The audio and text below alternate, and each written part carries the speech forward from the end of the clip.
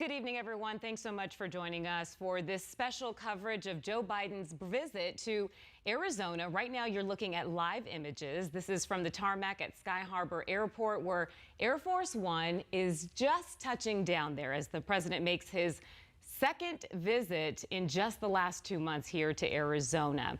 Now, I'm joined right now by Team 12 political insider Bram Resnick as we lead our coverage tonight. And Bram, looks like the president is making Arizona a very frequent location. We're going to be seeing a lot of Joe Biden over the next 14 months, right through November 2024. Whoever wins the White House will have to win Arizona. It's one of 4 must-win states.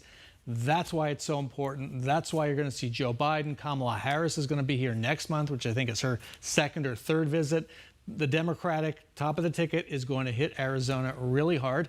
The president is here for less than 24 hours. He's going to be speaking tomorrow morning at the Tempe Center for the Arts, celebrating the legacy of John McCain, honoring Senator John McCain. As you probably know, Joe Biden and John McCain were good friends when they were in the Senate. Their friendship went back almost 50 years, even before John McCain was in the Senate. So Joe Biden will be speaking and honoring the legacy of John McCain in Tempe at the Arts Center event.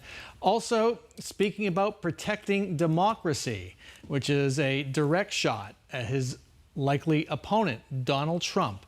President Biden will be making remarks about that. Donald Trump today was in Detroit talking to United Auto Workers. Donald Trump was speaking at a non-union auto supplier plant, by the way, while his opponents in the Republican primary were on the stage in Simi Valley, California at the Reagan Library debating. Donald Trump has passed up the first 2 debates. He is the clear leader in the Republican field and, again, the likely opponent of Joe Biden. So Mr. Biden will be speaking at the Tempe Center. Then he'll follow that up Thursday afternoon with a fundraiser in Phoenix. And then he's gone. And he's gone. He's gone. Now, this is the second visit that he's made to Arizona just in the last couple of months. He was here just recently to designate nearly 1 million acres of land near the Grand Canyon as a national monument. And so it looks like this visit is going to be very different, kind of mixing business with pleasure, right? Well, business and with pleasure, but also there's a political side to this. Mr. Biden is hoping he can get McCain Republicans onto his side, independent voters who admire the late senator onto his side. Don't forget, he only won Arizona by 10,000 votes over Donald Trump in 2020. That is a hair razor thin margin. He needs all the votes he can get. And so the McCain legacy reflecting on Biden might be a good political thing for him. Which is interesting because they've come from opposing parties. Right. So it's just so interesting that he would be positioning himself so closely related to someone who came from a completely opposite political party, but they have so many similarities, though, in the way they view our country. They do, Democrat, Republican, also from a different time in the Senate, in Congress, when you really could have friendships across the aisle. And that friendship was made before John McCain was elected as a senator. So right. And personally, exactly. Personally, they go back, like you said, even before McCain was the senator. Yeah. Close family, personal connections. Yeah. And I want to point out tonight, we're expecting Mayor Kate Gallego of Phoenix to greet President Biden. She and Congressman Greg Stanton are hosting that fundraiser tomorrow for the president. Greg Stanton, along with other members of Congress, Democratic members in particular, are stuck in Washington, D.C. So they're not going to be there. Greg Stanton not going to be there on the tarmac. Governor Katie Hobbs is out of town. She's not going to be there. Neither are the other top elected Democrats in the state. So it might just be a welcoming committee of one. A lonely welcome here. Mayor Kate Gallego. Yeah, and we've talked a lot in the past about Joe Biden not making a visit to the border. Lots of border issues going on. We know that, officials in Yuma have been asking the president, come here, come look at what is happening. They've seen, some of the highest numbers of migrants illegally crossing into the country, putting a strain on so many resources and communities along the border. But as you said, he's going to be here about 24 hours. So it's not looking like that's going to happen on this visit. It's not going to happen. It's never happened. I'm not sure Joe Biden has ever visited the border, even as a senator. He must have. He was in the Senate for so long, but certainly not as president. And I don't think as vice president, the issue is just not in his wheelhouse.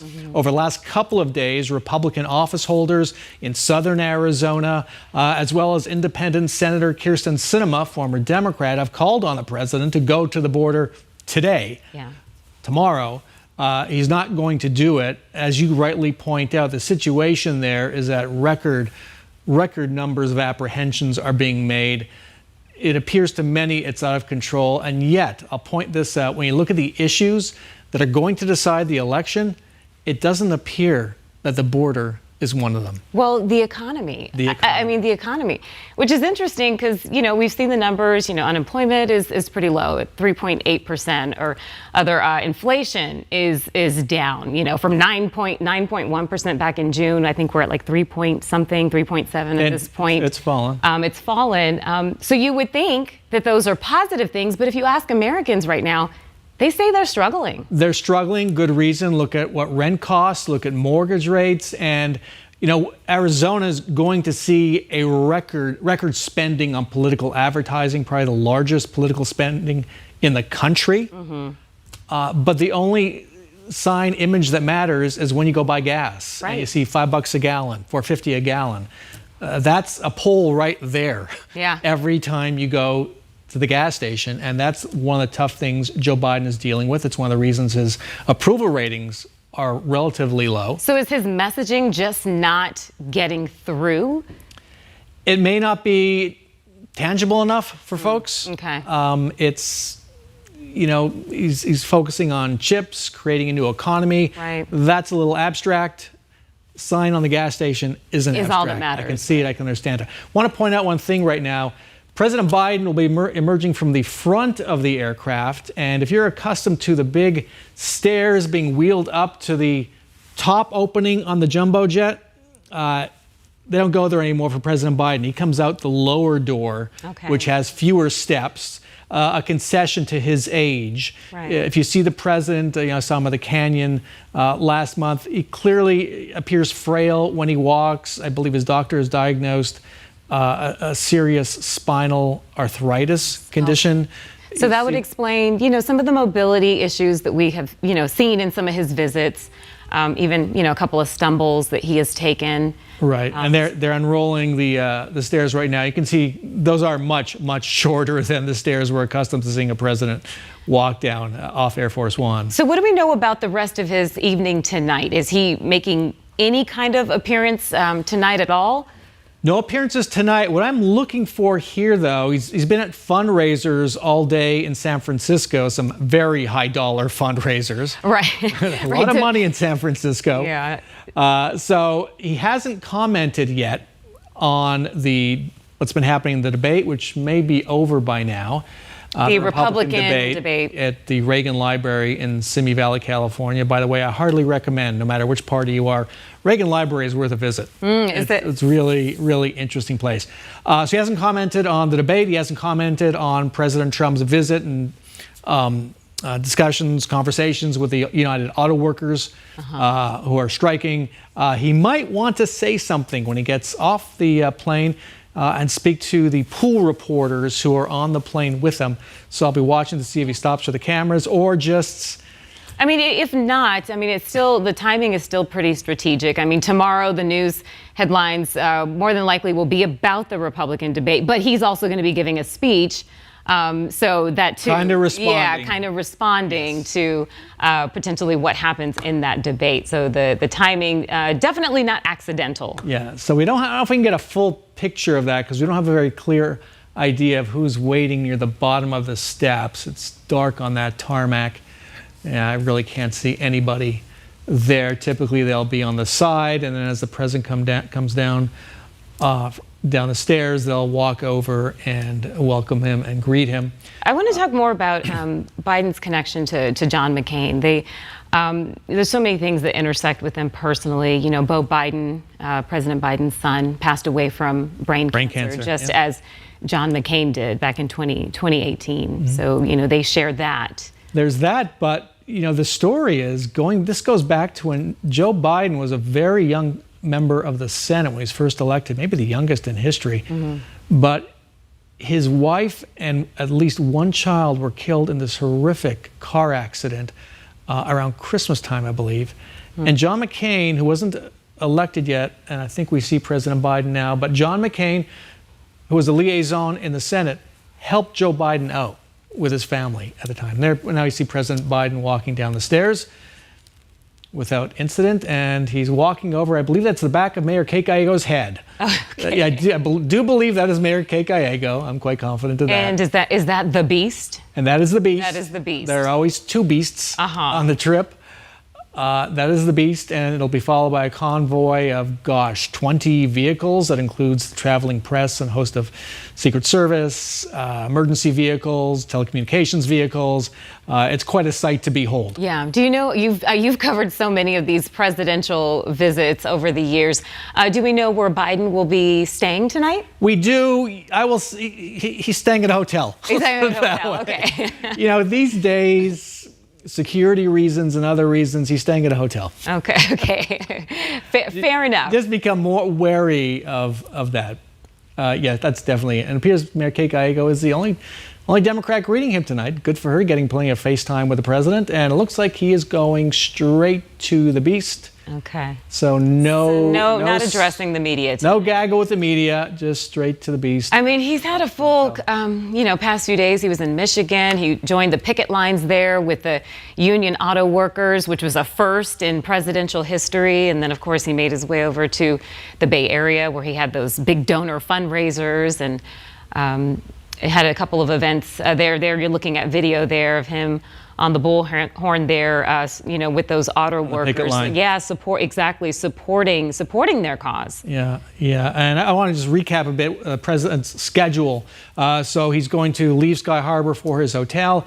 Tomorrow morning, he will be at the Tempe Center for the Arts, where he will be giving a speech on protecting democracy and on the legacy of his good friend, the late Senator John McCain. You can expect some news out of that event. Afterwards, the president has a fundraiser, a presidential campaign fundraiser, hosted by Mayor Kate Gallego, who will be there, and Congressman Greg Stanton, who can't be there because of the looming shutdown in Congress. They're the host for the fundraiser.